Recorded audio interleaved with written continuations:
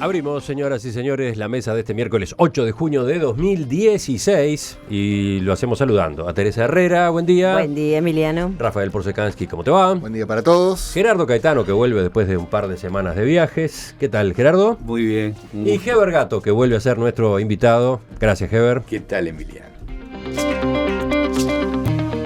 La asonada que conmovió al barrio Marconi hace 10 días, protagonizada por un grupo de personas que protestaban por la muerte de un joven en un tiroteo con la policía, dio pie a un debate largo sobre si es suficiente la presencia del Estado en ese tipo de zonas que padecen graves problemas socioeconómicos.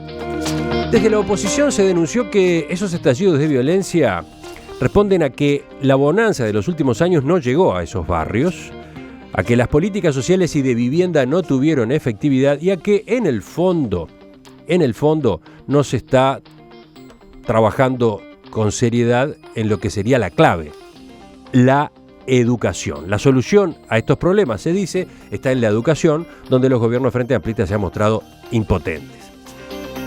Desde el oficialismo, mientras tanto, se defiende las acciones llevadas adelante por el Ministerio de Desarrollo Social, el Ministerio del Interior y la ANEP, pero se advierte que el problema es sumamente complejo y requiere, en cualquier caso, tiempo.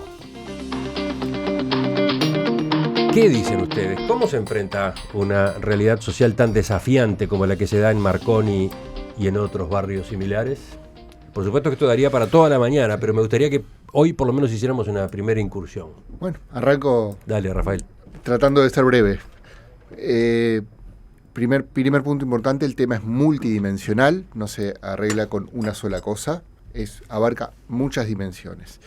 Segundo, esto es algo que yo particularmente he insistido varias veces. El componente territorial de esto es muy fuerte. Claro. ¿A qué me refiero? Segregación espacial de la pobreza, concentración de pobreza en zonas delimitadas. Eso genera fenómenos determinados. Ustedes me dirán, pero cuidado, hace 100 años en el Montevideo de la inmigración había pobres inmigrantes concentrados en sus barrios. Todos podemos recordar comunidades de aquí y allá.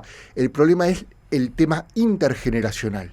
Cuando el abuelo, el padre, el bisabuelo, el nieto, todos de una misma familia son pobres y se reproducen como pobres. El Estado está, en Uruguay, pero no está de la mejor forma. Y ahí empezamos también con la multidimensionalidad del tema. ¿Educa bien en esos barrios? No, particularmente en secundaria no, y hay problemas graves. Lo que es peor, me parece, creo yo, por momentos, una resistencia insólita a determinadas mejoras. Hubo un técnico que dijo que los mejores profesores enseñen en los peores liceos. FENAPES dijo que no, que un profesor novato está igualmente experimentado igualmente capacitado para enseñar que un buen profesor. ¿Cómo rehabilita el INAU a los menores infractores de esos barrios que particularmente necesitan rehabilitación? ¿Los rehabilita bien? Definitivamente no. O sea, hay un Estado que tiene bolsones de eficiencia. En algunas cosas hace las cosas bien. Hay cosas del plan 7 zonas, donde está incluido Marconi, que están bien hechas. Hay muchas otras que están muy mal hechas. Y bueno... De todos modos, el plan 7 zonas es relativamente reciente. Relativamente reciente. Tiene pocos años, 2-3 años. Una planificación urbana pésima durante décadas. De 1996 a 2004, Casa Valle creció 56% a nivel demográfico, cuando Montevideo creció solo un 1%. ¿Hubo una planificación urbana acorde a esto? No. Y el último elemento que quiero dejar para darle paso a los compañeros. Un fragmento de la entrevista el otro día a la alcaldesa Sandra Nedoff, que tú le hiciste. Contó una anécdota que a mí me parece muy ilustrativa. Dijo, hay un complejo de viviendas recientemente hecho, que ha quedado nuevo.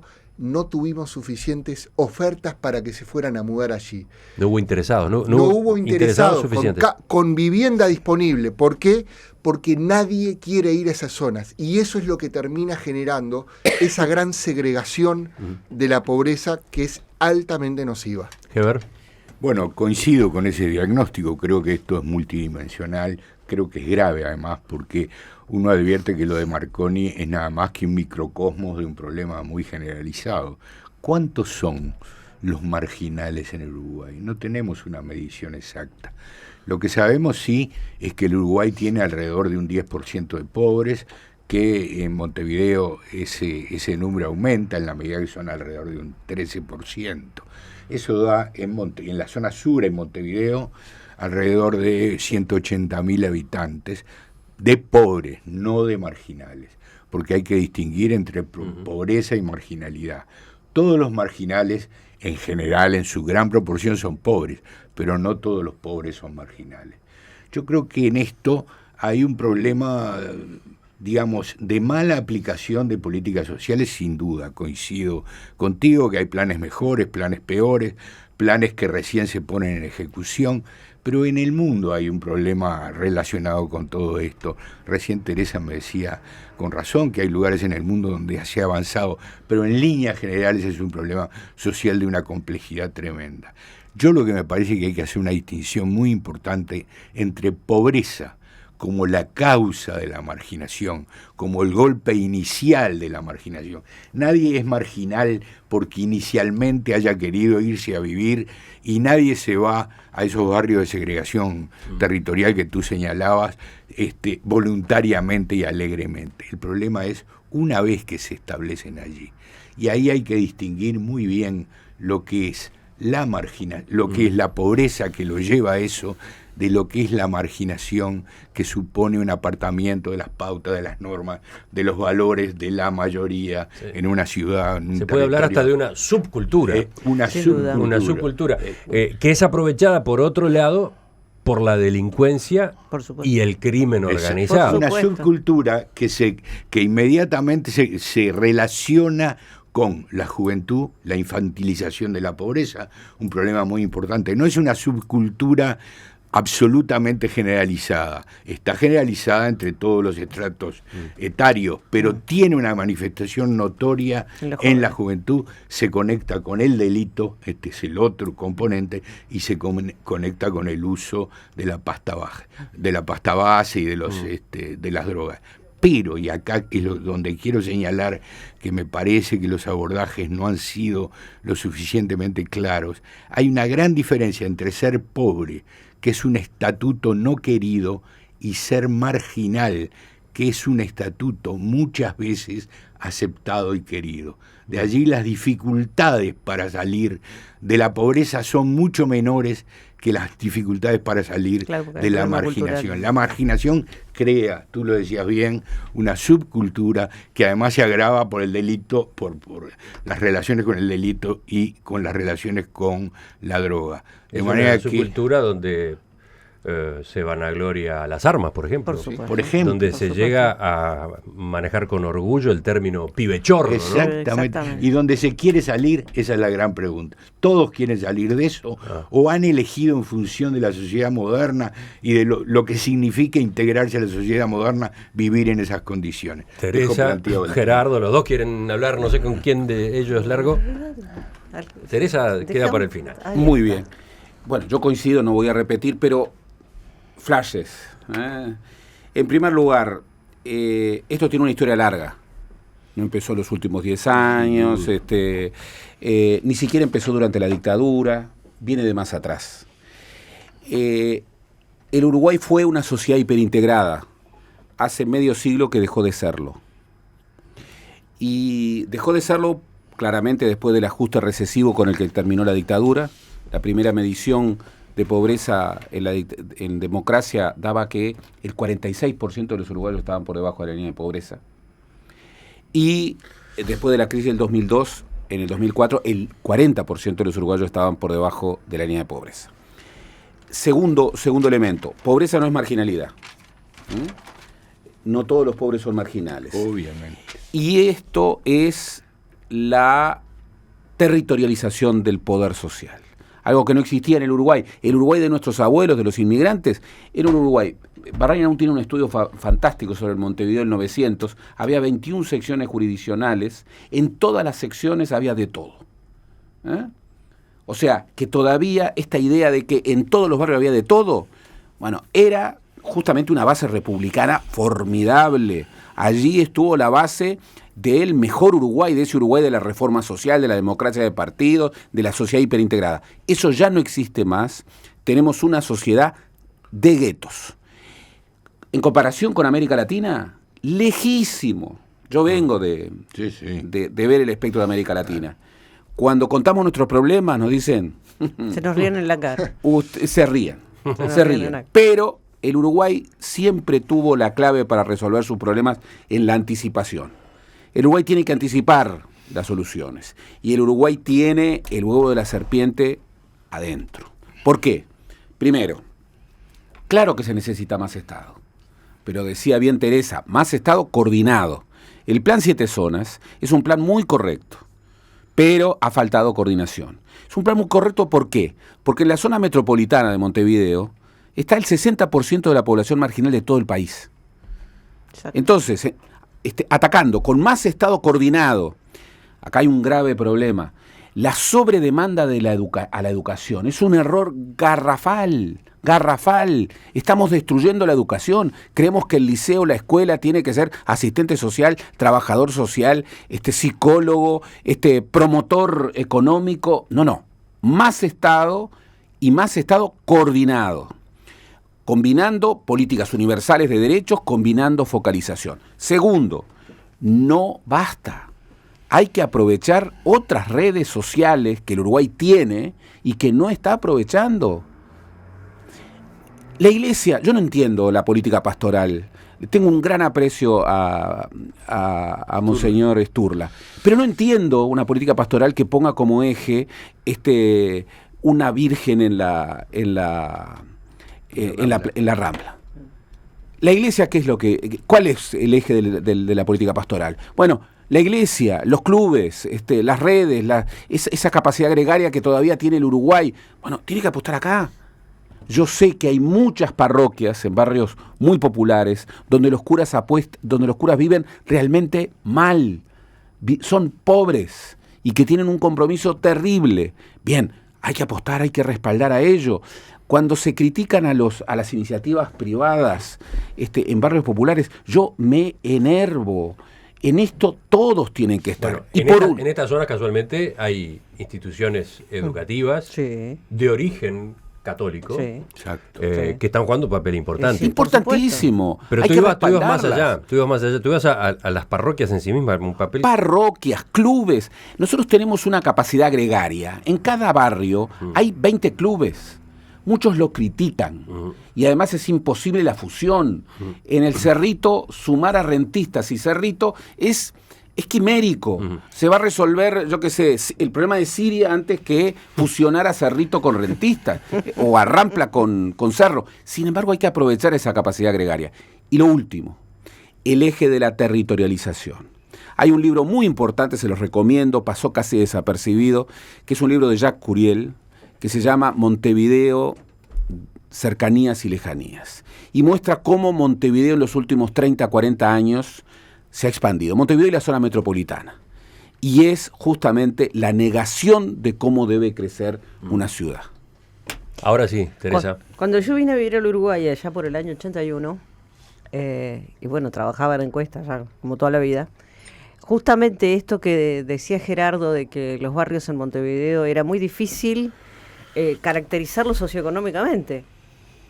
Porque claro, cuando uno trabaja tiene que decir, bueno, a ver, vamos a hacer una muestra. Bueno, en realidad cuando lo tenía que hacer de ese modo, mucha dificultad, y a mí me encantaba eso, ¿no? Digo, recién venía de Argentina, me parecía fantástico eso de que fuera una ciudad en la cual en realidad uno no podía decir en tal barrio, bueno, sí podía haber un nivel predominante, pero había al lado de una casa maravillosa, una casa humilde y así sucesivamente. Estoy hablando de hace 36 años, nada más. Es decir, muy poquito. Este es un fenómeno que empezó a darse, que cuando empezó a darse, muchos de nosotros lo hablábamos. Yo me acuerdo que recién comentaba antes de que empezáramos, en el año 89, cuando yo publiqué Los hijos de los otros, ya en esa época uno empezaba a ver como lamentablemente las primeras luces de este proceso que se está dando ahora, ¿no? Donde había como una subcultura ¿no? De endiosar o de sentirse superhéroes aquellos gurises que cometían delitos y además encima todavía con toda esa característica de institución total que también ha estudiado Goffman o Foucault, de lo que es el INAU, lo que es el ex CIRPA, que ahora ya ni me acuerdo cómo se llama, porque como cambia de nombre cada 2 o 3 años, donde en realidad además los propios técnicos y los propios funcionarios de alguna manera retroalimentaban toda esa fantasía y toda esa cosa de que cuanto peor mejor. Entonces, a mí me parece que una de las cosas, ya lo dijeron varios de ustedes, pero yo quisiera remarcar esto de la falta de una real coordinación y de un trabajo técnico en el territorio, ¿no? Es decir, hay políticas, hay grandes declaraciones políticas, grandes intenciones, todo muy lindo, pero después a la hora del trabajo concreto en los barrios, para mí uno de los grandes responsables de todo esto es el Ministerio de Desarrollo Social, que ha creado y fragmentado muchos programas, cuando en una época tenía programas muy eficientes, como el caso de la Infamilia, por ejemplo, ha fragmentado y ha repartido políticamente los distintos programas. Entonces, un sector se enfrenta con el otro, en una misma familia van distintos programas y después a la larga uno analiza esa familia y ve que realmente la pasada por esas familias no solo no ha sido eficiente, sino que ha sido más problemática y no ha sido para solucionar. Y bueno, es el lugar natural. La gente, incluso la oposición política, se pone furiosa con el Ministerio del Interior. Y yo digo, ¿es el Ministerio del Interior el responsable de la integración social del Uruguay? No. Ministerio del Interior, que reivindico también que ha sido de los pocos que humilde y sencillamente ha ido a preguntar a otros países qué es lo que estaban haciendo. No conozco, salvo honrosas excepciones que confirman la regla, que el MIDES y los programas del MIDES en todos los sectores hayan ido a preguntar a otros países qué era lo que estaban haciendo. No para trasladar mecánicamente, pero sí por lo menos para poder decir eso. Entonces, a mí me parece que si no hay realmente una autocrítica de lo que se está haciendo a nivel de cada uno de los... Y además con el agravante todavía, y con esto cierro, que me parece que no es un elemento menor, que en realidad el Ministerio de Desarrollo Social lo que hace es contratar mano de obra barata, con contratos muy, muy complicados desde el punto de vista de los derechos laborales, en las ONGs, y ahí es donde descansa, digamos, su trabajo. Yo reivindico, trabajo en una ONG, no es que no esté reivindicando, pero creo que hay una relación muy perversa en este momento entre lo que es el Ministerio de Desarrollo Social y la gente que trabaja para el Ministerio de Desarrollo Social en esto. A ver, vamos ahora con los otros integrantes de la mesa, ya con las segundas intervenciones, pero antes, sobre lo que decía Gerardo, viene este mensaje de Argentino, así firma. Caetano le exige a la Iglesia Católica lo que no le exige a otros credos. Y por otro lado, dice el oyente, se suele criticar al Liceo Jubilar, pero ahora se pretende que la Iglesia se ponga a la cabeza del problema social. ¿Cómo es eso? No. Cuando hablo de la Iglesia Católica hablo de sociedad civil, religiones, todas. La comunidad judía tiene una red gregaria impresionante, muy orientada hacia la colectividad, pero también con tareas fuera de la colectividad. Tiene un programa que lo dirige la Beneverit que se llama Salir Adelante, exacto, que son becas, por supuesto, para muchachos de la sociedad uruguaya en general, que en situación de pobreza, y para que completen el liceo, por ejemplo. No estoy demandando a la Iglesia Católica que Argentino no sienta esto como una especie de brote laicista, no, nada más alejado.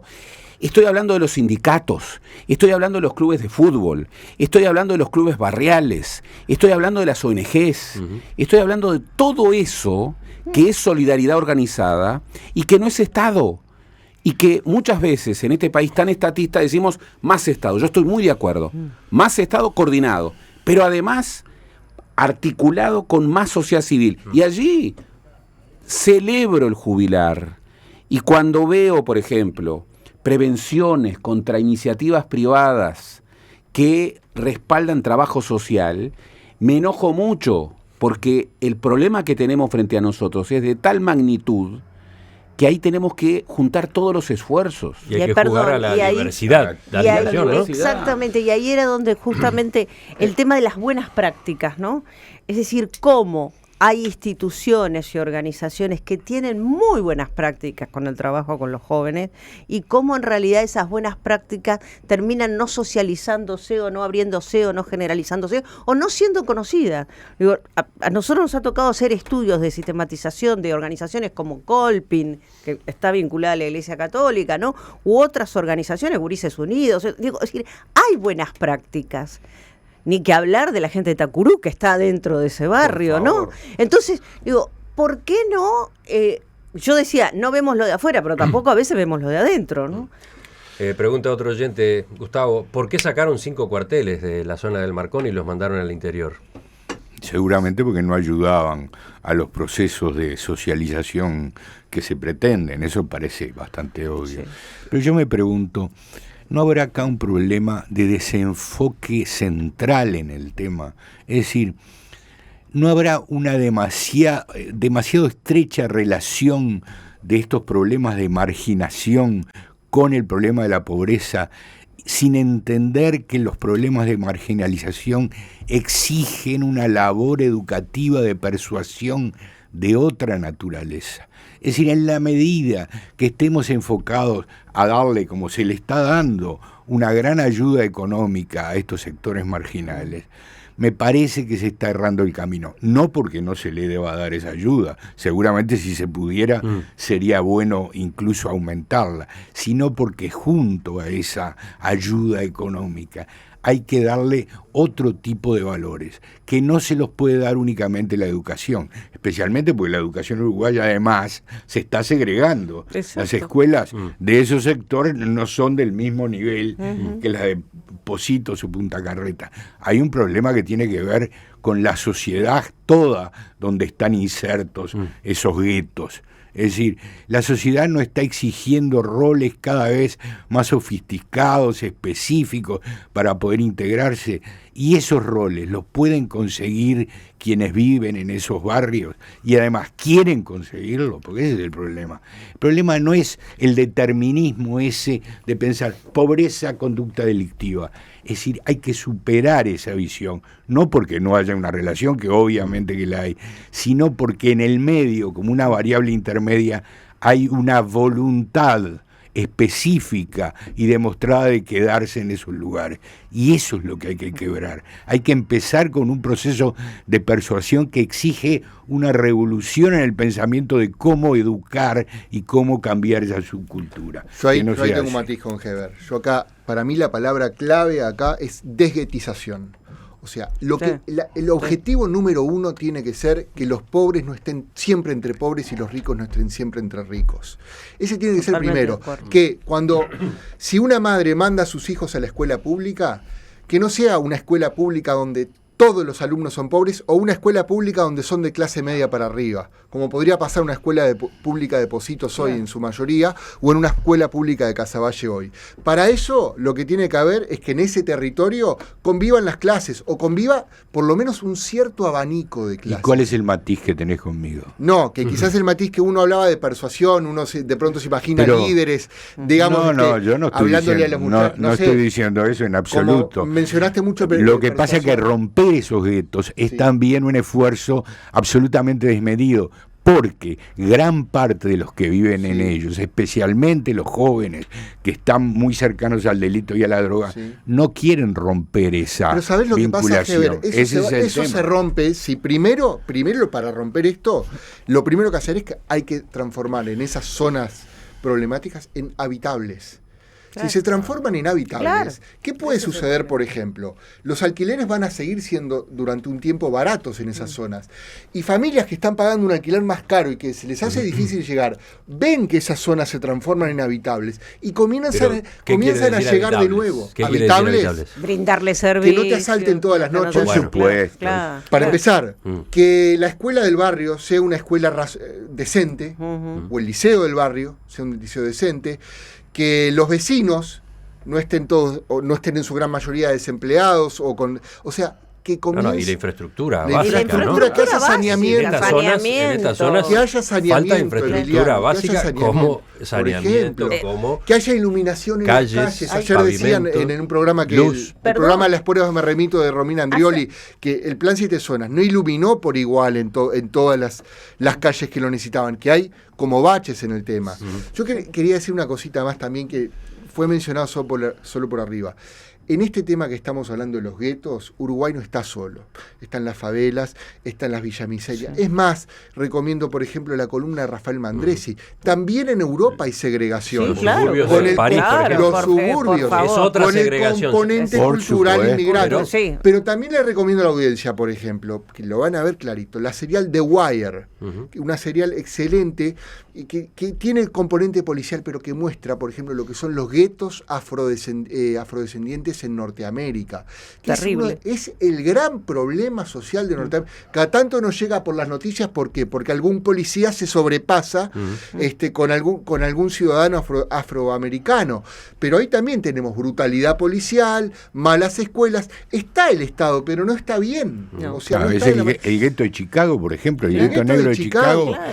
Esta transcurre en Baltimore, por ejemplo, Sí. pero esto se puede Se puede extrapolar a cualquier otro lugar. Loy El problema Bacán de la guetización- escribió un libro en 1960 y pico que abrió las investigaciones sobre los guetos en Estados Unidos. Y eso sigue los hasta el guetos día en de Estados hoy. Unidos son círculos cerrados, imposibles de romper, pero además tienen un componente étnico Claro. que los hace mucho más Claro, mucho más difíciles difíciles. de exactamente. penetrar en ellos. Exactamente. El éxito uruguayo nació de la obsesión por la integración. Sociedad aluvional, sociedad de inmigrantes, sociedad hiperintegrada. Esa sociedad se rompió y hoy el huevo de la serpiente es que estamos en un proceso de guetización acelerado.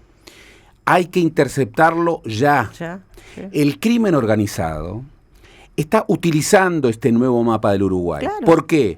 Porque muchas veces la iniciativa del negocio del narcotráfico empieza en esos barrios. Claro. Y eso genera subculturas. Hoy el plancha, a diferencia de lo que pasaba en el Uruguay clásico, se reivindica como plancha. No busca la referencia de la clase media. No. Se reivindica como plancha. Y reivindica los valores planchas como pauta de identidad. Exacto. Hay que interceptar eso. Y eso, hay que romper mitos, no lo va a poder hacer solo la educación. Si nosotros le pedimos a los profesores que además de enseñar, intercepten esta nueva cultura emergente de generaciones y generaciones de reproducción de pobreza y de marginalidad, a los profesores los vamos a matar. Esto es Estado coordinado y esto es sociedad civil coordinada. Hay experiencias exitosas, incluso en el Uruguay. Claro. Hay ONGs que Exacto. con mucho coraje se han integrado en los territorios más difíciles. Igual una cosa, Gerardo.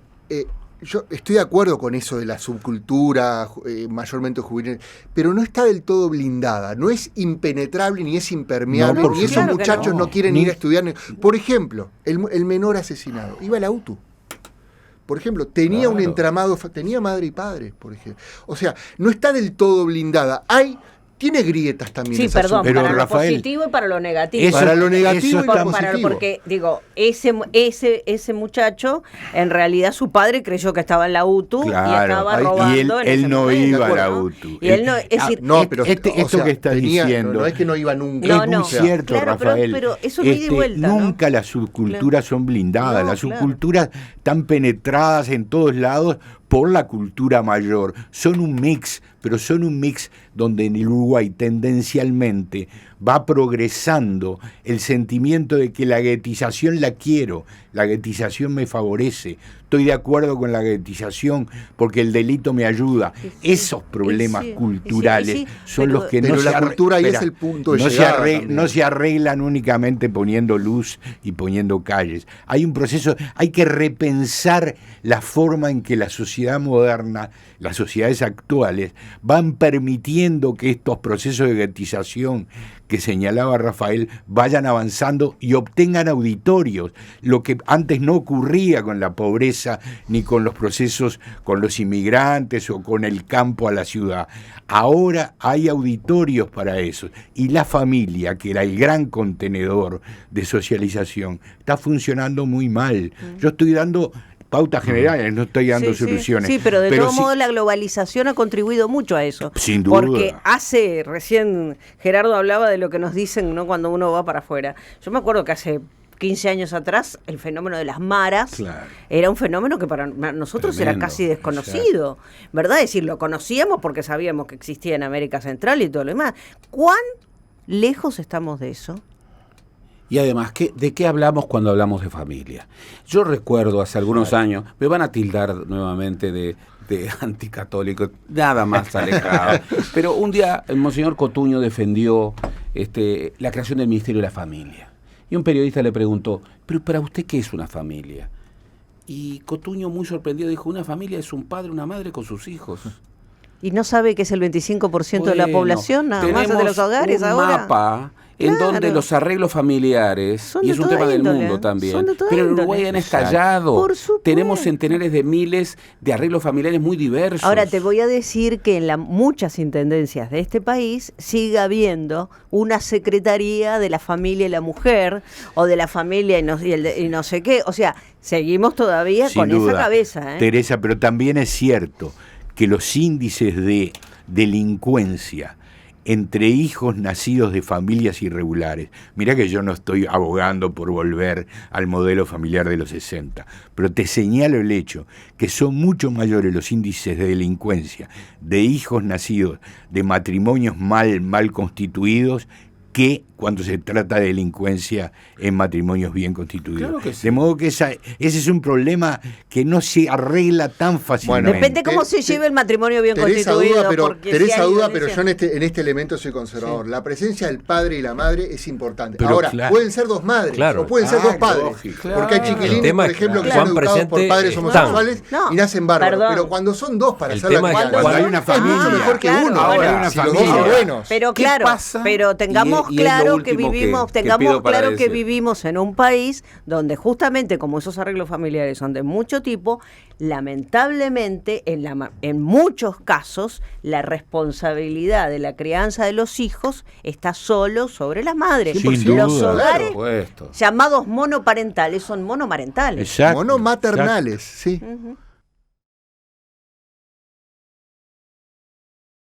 Gerardo, siguen llegando repercusiones de tu planteo. Dice Paulo, por ejemplo, la parroquia que atiende el barrio Marconi, Sagrados Corazones, cuenta con 2 sacerdotes. Ahí hay apuesta pastoral. Es una de las parroquias más pobres de Montevideo. Allí se coordina el trabajo pastoral de las distintas instituciones católicas y su abordaje en el barrio. Y menciona varias, ¿no? Tacurú. Claro, menciona Tacurú, menciona la obra del Padre Cacho, la obra Bané, la Policlínica Santa Rita, las Hermanas Vicentinas, y podríamos seguir. Los Pinos mismos, donde estuvimos. Voy a tranquilizar a los católicos. Yo tengo matriz cristiana. Es más, me gustaría que me recordaran como un cristiano. Así que nada más alejado de una visión laicista, anticatólica, que es... A Rafael también. Decile...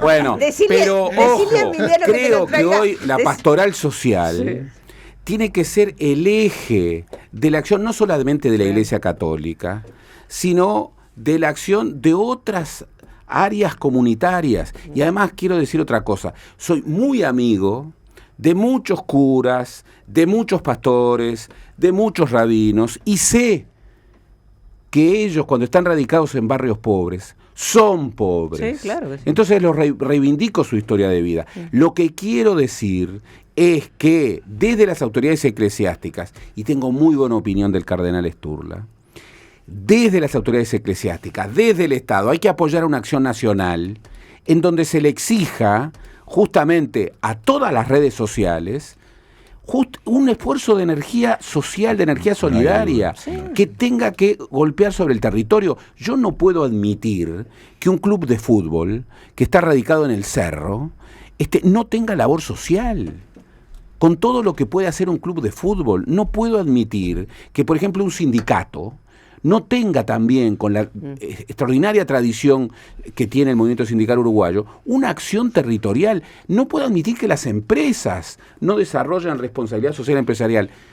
¿Por qué? Bueno, el Liceo Impulso, por ejemplo, es una... Sí. Bien, porque requerimos, y Estás está hablando bien. de otro liceo Claro. gratuito de gestión Sí, privada, exacto. en ese caso laico Laico. y financiado Laico, por donaciones de empresas. Exacto. Hay que demandar más Los Estado. Pinocus. El Estado sigue siendo en este país, aún este Estado enclenque, con problemas, el escudo de los débiles. Y es la principal institución que puede hacer eso. Pero no basta, hay que articular con la sociedad civil.